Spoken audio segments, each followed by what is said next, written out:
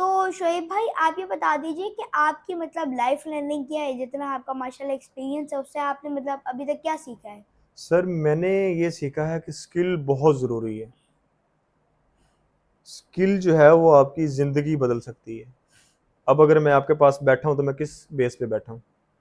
आपने अगर मुझे इनवाइट किया तो आपने क्यों किया? कि मैं एक स्किल्ड बेस्ड काम कर रहा हूँ। ऐसा ही है ना, एक आईटी में कुछ ना कुछ मेरी भी अच्छे मकाम पे हैं। कोई कुछ ना कुछ मेरी इन्वॉल्वमेंट है, कुछ ना कुछ मेरी मतलब उसमें फेस है। तो अगर मैं यहाँ पे बैठा हूँ, मैं एक स्किल के बेस पे बैठा हूँ। तो स्किल जो है ना वो आपकी ज़िंदगी बदल सकती है। और आगे जो दौर आ रहा है ना वो सारा डिजिटल दौर आ रहा है। ठीक है, हर चीज़ जो है वो डिजिटलाइज्ड हो रही है। ठीक है, वो चीज़ें जो पहले थी, पहले जो 90s का टाइम था ना वो बेस्ट टाइम था जॉब का, कि आपके पास गवर्नमेंट जॉब होनी चाहिए। लेकिन जो अभी है ना, अभी अगर आप ईमानदारी से जॉब करते हैं तो आप अपना घर नहीं चला सकते उस सैलरी से, क्योंकि वो बहुत एक माकूल सी सैलरी है। तो अभी जो टाइम है ये है स्किल का टाइम। आप एआई है अभी जो, आप एआई में कोई स्किल सीख लें। जो पहले टाइम था वो, उसमें जिन लोगों ने एसयू में फर्स्ट मूवर एडवांटेज लिया है आज वो एंजॉय कर रहे हैं। अभी जो है आप एआई में कुछ सीख लें तो आप उसमें बहुत अच्छा आप अपना मुकाम बना सकते हैं, आप अच्छा उसमें अर्न कर सकते हैं। तो जो डिजिटलाइज करना है ना अपने आप को with the passage of time, ये बहुत ज़रूरी है। आपने वो नहीं करना कि मैंने जॉब ही लेनी है, या मैंने वो जो पुराना काम है उसी पैटर्न पे मैंने चलना है। अगर आप टाइम के साथ साथ अपने आप को डिजिटलाइज नहीं करेंगे तो आप कामयाब नहीं हो सकेंगे। मैंने भी यही किया कि जब मैं यूनिवर्सिटी में गया मुझे समझ आ गई कि भाई मैं जॉब नहीं ले सकूंगा, मुझे कुछ ना कुछ करना है। मुझे अपनी फैमिली को सपोर्ट करना है, मुझे अपने घर वालों को देखना है, भाइयों को देखना है, सारा कुछ करना है। तो मैंने स्किल को चूज़ किया और अल्हम्दुलिल्लाह स्किल ने मेरी ज़िंदगी चेंज की। अगर अगर अभी मुझे मेरी डिग्री को तकरीबन 1.5-2 साल हो गए कंप्लीट हुई को, रिसेंट मतलब जो मेरी लास्ट डिग्री है इंग्लिश लिटरेचर की।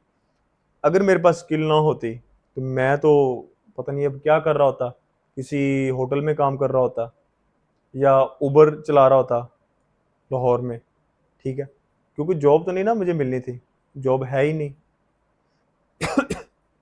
तो इसलिए मेरा ये फोकस है कि जो बच्चा मैट्रिक जैसे ही कर लेता है वो किसी ना किसी स्किल्ड बेस्ड काम में आ जाए। और मेरे ख्याल से वो, अगर वो उसको पिक कर लेता है उसके लिए वो लाइफ चेंजिंग है।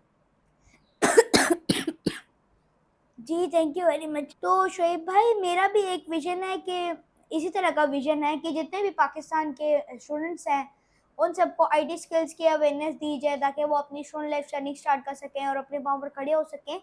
और मैंने भी एक गवर्नमेंट को एक प्रपोजल सबमिट की भी है, वो भी मतलब ये आईटी स्किल्स के ही रिलेटेड है। और वो एक self sustainable digital ecosystem build करने के बारे में है।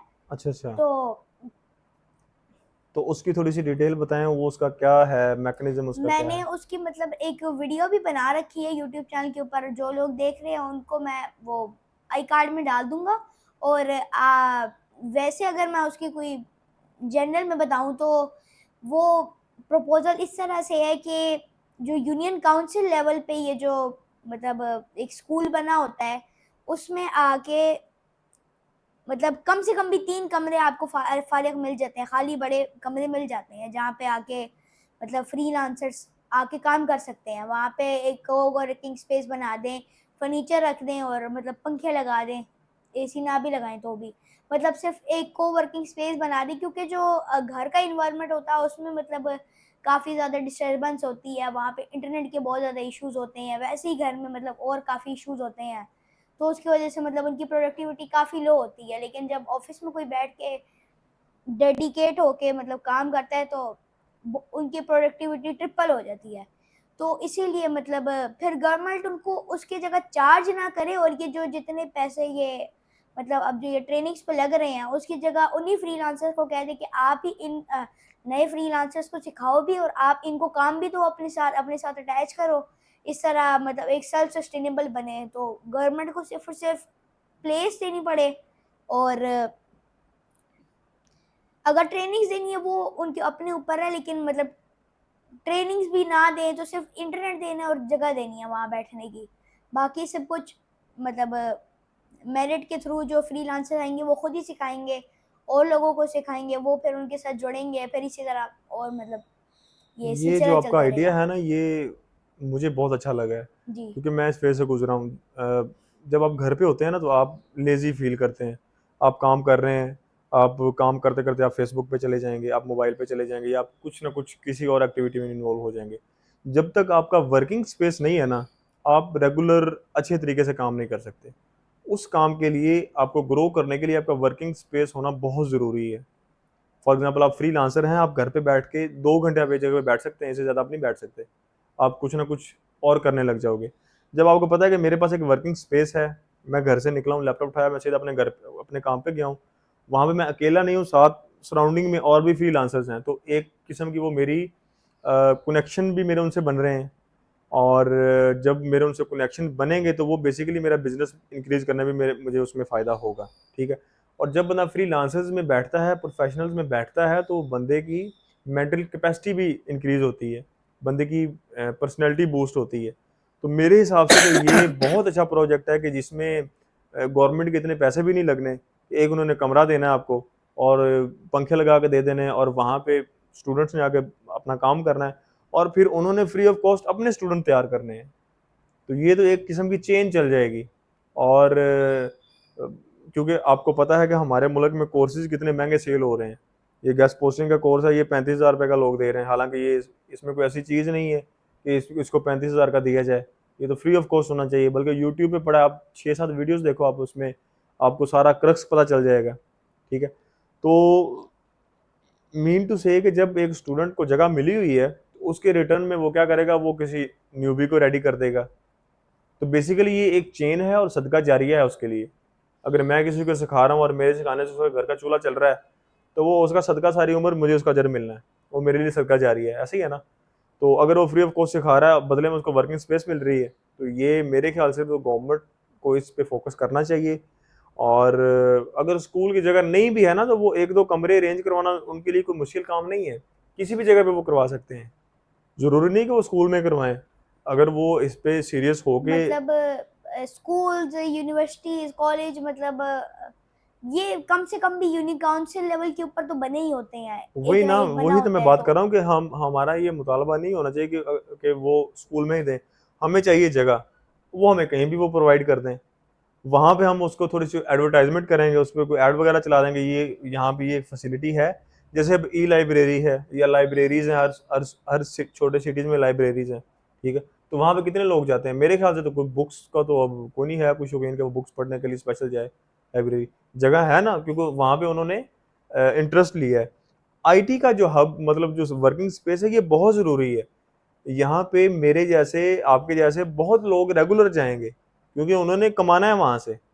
उनका कि वो रोज़ी का वसीला है, ठीक है?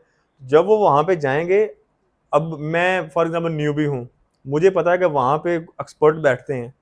मैं अपना लैपटॉप उठाऊँगा और मैं जाके सीधा उधर उस चला जाऊँगा उस सेंटर पे जहाँ पे वो बैठे हुए हैं, ठीक है?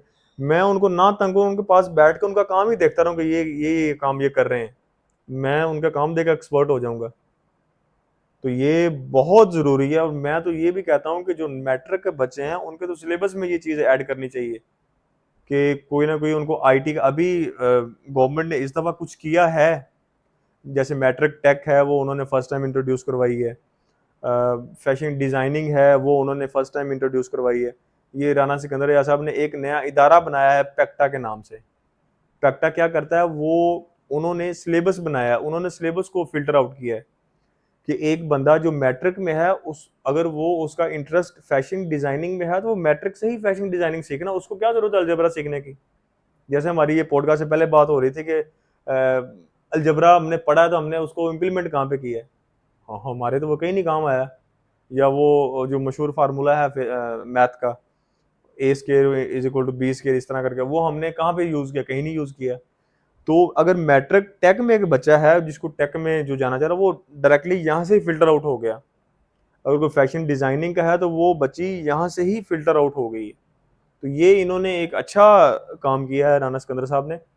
लेकिन अभी भी मेरे ख्याल से जो स्किल्ड बेस काम, मतलब के जो होना चाहिए ना, अभी उस लेवल पे हो नहीं रहा। लेकिन ये कर रहे हैं, देखे ना, वो एजुकेशन का मिनिस्टर हैं, काम वो आईटी मिनिस्टर वाले कर रहे हैं।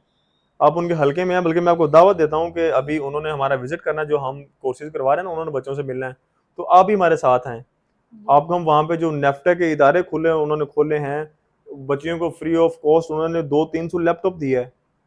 वो बहुत फोकस्ड हैं कि बच्चे और बच्चियाँ स्किल सीख के जो है वो गूगल में जाके जॉब करें। गूगल भी तो कंपनी है ना, गूगल में जाएँ, मेटा में जाएँ, बाहर जाके पाकिस्तान का नाम रोशन करें। हर सीईओ इंडिया का क्यों है? हमारा क्यों नहीं हो सकता?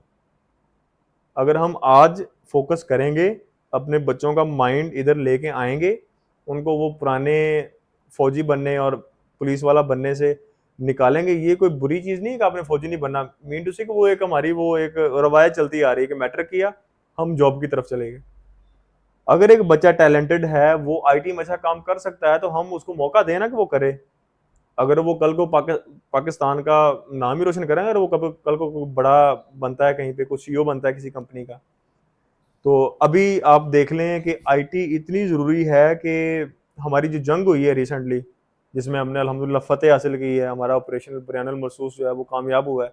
तो उसमें हमने कैसे जंग की है? हमने सारी टेक्नोलॉजी की जंग की है। हमारा कोई त्यारा बॉर्डर क्रॉस करके गया वहाँ पे? या उनका कोई त्यारा इधर आया? नहीं। हमने अपनी एयर स्पेस में रह के उनके रफ़ाइल गिराए हैं। टेक्नोलॉजी। तो ये चीज़ें बच्चों में लेके आना बहुत ज़रूरी है।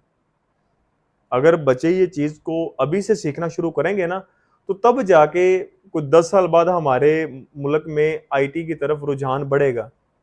हमें एक ट्रेंड सेट करना पड़ता है। ये भी एक ट्रेंड है। बच्चों को जिस तरफ आप लगाएँगे वो उस तरफ लग जाएँगे। ठीक है? जब हमने स्टार्ट किया, मैंने पहली क्लास ली, बच्चे ऐसे कर ना सो गए कि हमें समझ नहीं आ रही। अभी हमारा ग्रुप बना हुआ व्हाट्सएप में, इतने वो मैसेजेस करते हैं, ये बताएं, अब यहाँ से क्या करना है, यहाँ से क्या अभी वो इंटरेस्टेड है। तो मतलब ये है कि आपने क्या करना है, आपने उनको थोड़ा सा मोटिवेट करना है, उनको उस साइड पे लगाना है। टेक्नोलॉजी अगर हम इसको माइनस करेंगे तो हम माइनस हो जाएंगे। अगर हम टेक्नोलॉजी के साथ चलेंगे तो दुनिया भी हमारी इज्जत करेगी, हम अपना मुकाम भी हासिल करेंगे, हमारा पाकिस्तान भी ग्रो करेगा, हम भी ग्रो करेंगे, सारा कुछ स्मूथली चलेगा। तो इसमें मेरा बड़ा क्लियर फोकस और स्टांस ये है, टेक्नोलॉजी वेरी इंपॉर्टेंट। जी, thank you very much Shoaib भाई, इतना पॉडकास्ट के टाइम के लिए, इतनी अप्रिसिएशन के लिए। तो अगर आप लोगों को ये वीडियो पसंद आई है तो इस वीडियो को लाइक, चैनल को सब्सक्राइब और बेल आइकन दबा दें, ताकि आपको मेरी तरफ से आने वाली हर अपडेट्स मिलती रहे। Thank you.